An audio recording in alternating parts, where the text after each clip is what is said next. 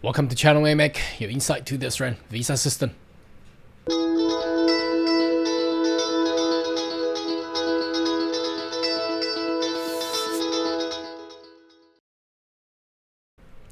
Good day everyone, my name is Carl Young, your online YouTube visa consultant. Are you interested about migrate to Australia?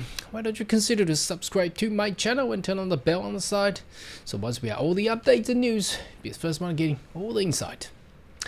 Now today's video, we would like to give you some updates. There is a media article in regards to, well, they have telling us an overhaul on the visa system for, I don't know, 2 years perhaps.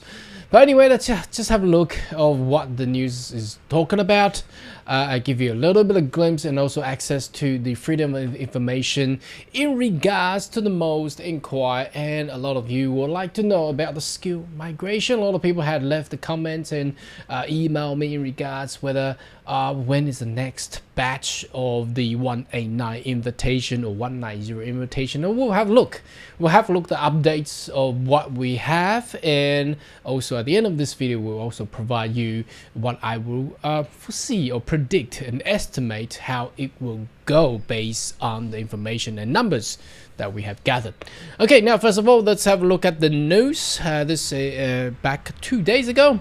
It was posted on Financial Review, 13th of April, at the late evening, so well, not evening, late afternoon, 5:13 p.m.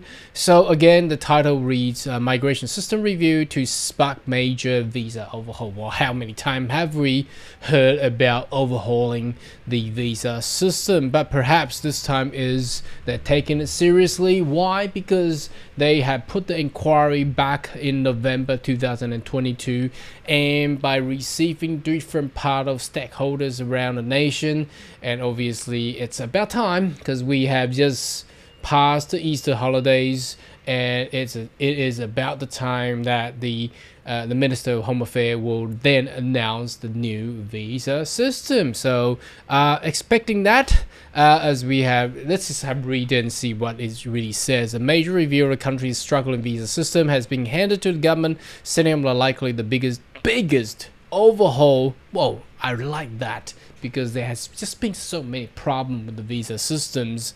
If you have been following my channel long enough, 2 or 3 years perhaps, or reading about all the other migration profession that have put in their comments, I think everybody is on the same line where there's just been too many problems over times.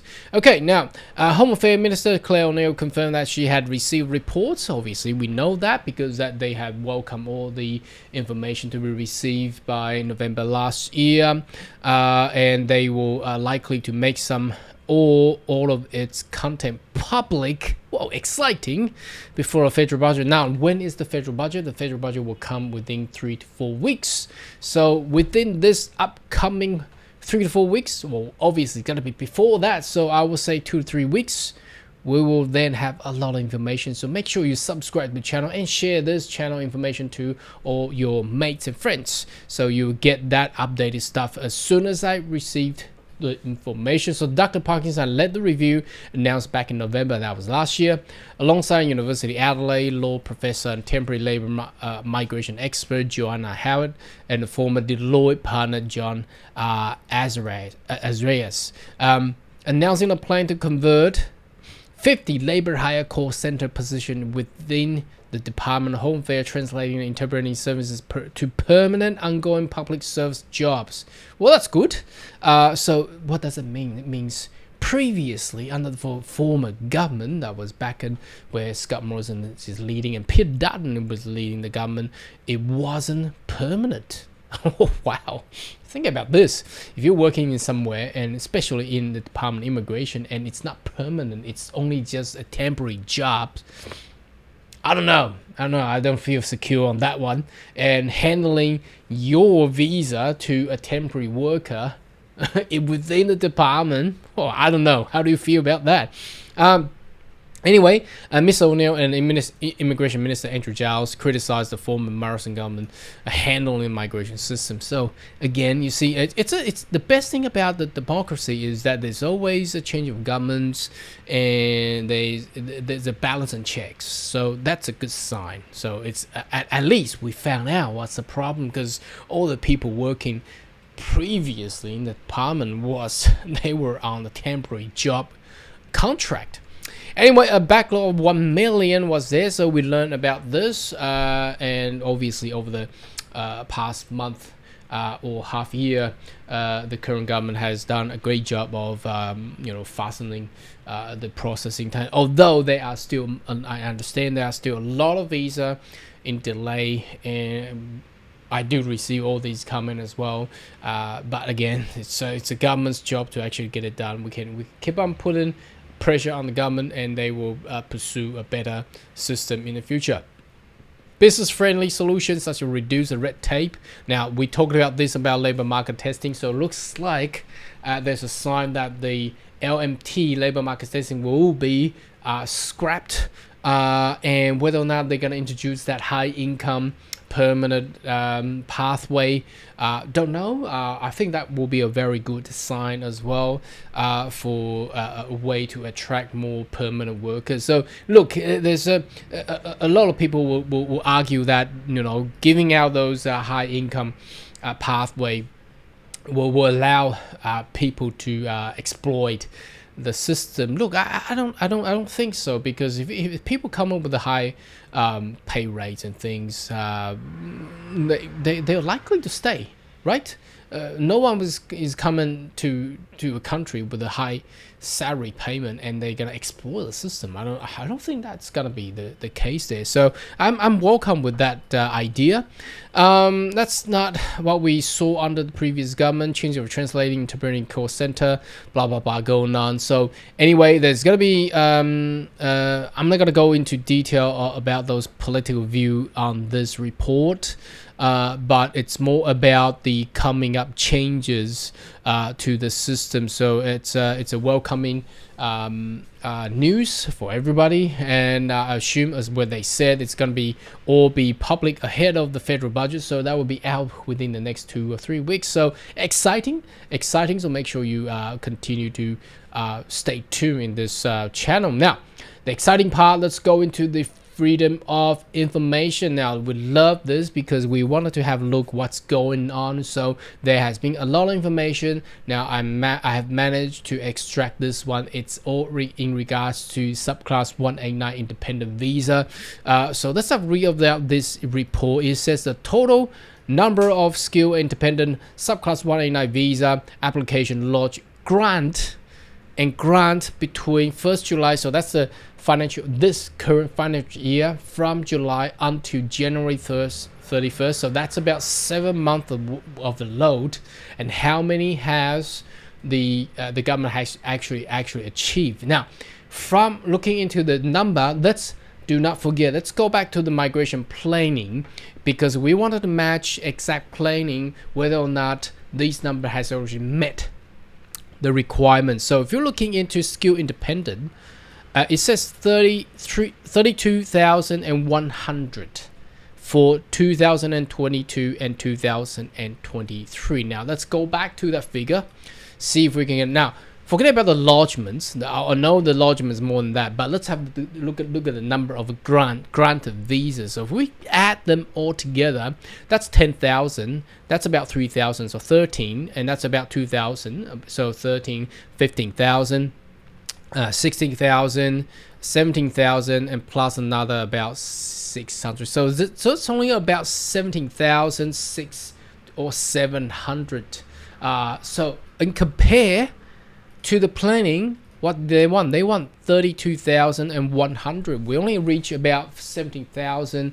That's about half mark. Do you recognize that? So about halfway, but again, the month that we have passed through is about 7 months. So I will say the subclass 189 is still falling short, as I had expected with the previous figure that we have received it. So I wonder where there's gonna be 1 or 2 invitation coming up for 189 as well. And plus, if that's not enough, they probably will allocate more quota to the 1AA visa and also the GTI Global Talent 858 visa as well. So that's a figure that there. And the other one is why I want to take you to looking into another report, which is more of the scope, including 189, 190, and 491 visa. So again, this is the grant number that will be the same. I mean, this is quite small, but I'll read it out. But it's if you can magnify your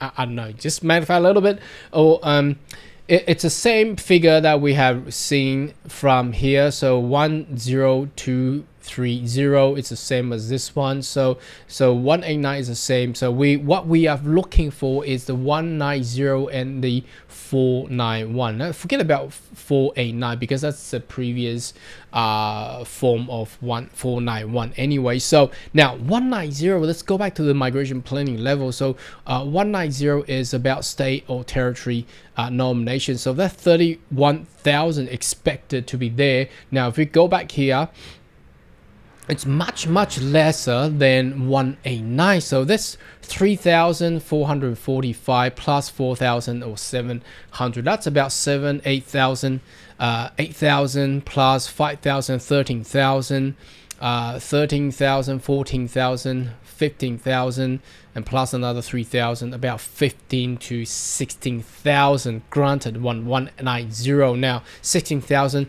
that's not even about half marks, but again, that's 7 months worth of workload. It's the same thing compared to the skill independent 189 visa. So I suspect that the actual planning level has been given about too many. They probably won't even meet the mark, especially for 190. You may notice the processing rate and the time required is much slower than 189 visa, because the state and some territories taking so long, and I don't know why. As the government have given them the quota, they just not wanted to use up all the quota. Don't understand why. Okay, now 491 skill were regional planning level. Skill regional is this one. 34,000 expected. Okay, 34,000 expected. So what have we got? 2,000, 4,000, about 6,000, 7, 8, 9, only about 10,000, only about 10,000 plus. And what was expected is 34,000. Now that's not even halfway of what the planning is required. So what does all this mean? So we have gone through the freedom of information, extracted a data, the numbers coming from last July until the end of January. That's 7 month workloads of visa process, and what we have seen of what the visa has been granted, the number has been granted is not far, but lesser than what the migration planning was. So I suspect that the coming up few months, I don't know if it's going to be enough time because it's already April. We only got about 3 months to go onto the new financial year. I don't think it will be enough to actually get to that number. So I suspect there's going to be more number being diverse to, I think, will be under global talent dependent, because that will be, there's a lot of people loading there required and waiting to be granted there. Because if we initialize for a further invitation, either going to be 189 or 190, it's not going to meet the requirement and processing time before hitting the end of June for this financial year. So anyway, that's the update for you. It's not about the trend, but it's more about the study of the record information received from the Department of Immigration itself, and how we can actually further estimate and predict what the future will be. So the next financial year, I suspect the number will be perhaps a little bit more. And the change of the policy will actually ease more of these processing time to allow more loads of migration number to be taken. And we gotta understand, this doesn't mean all the migrant coming in from offshore coming to Australia. A lot of these skilled migrants are actually onshore waiting and pending on the visa. So this doesn't really contribute directly to what they call my previous video, the housing crisis. Again, that's another topic for another day. Anyway, should you have more query, more than welcome to leave comment right now below, and I see you next video. Goodbye.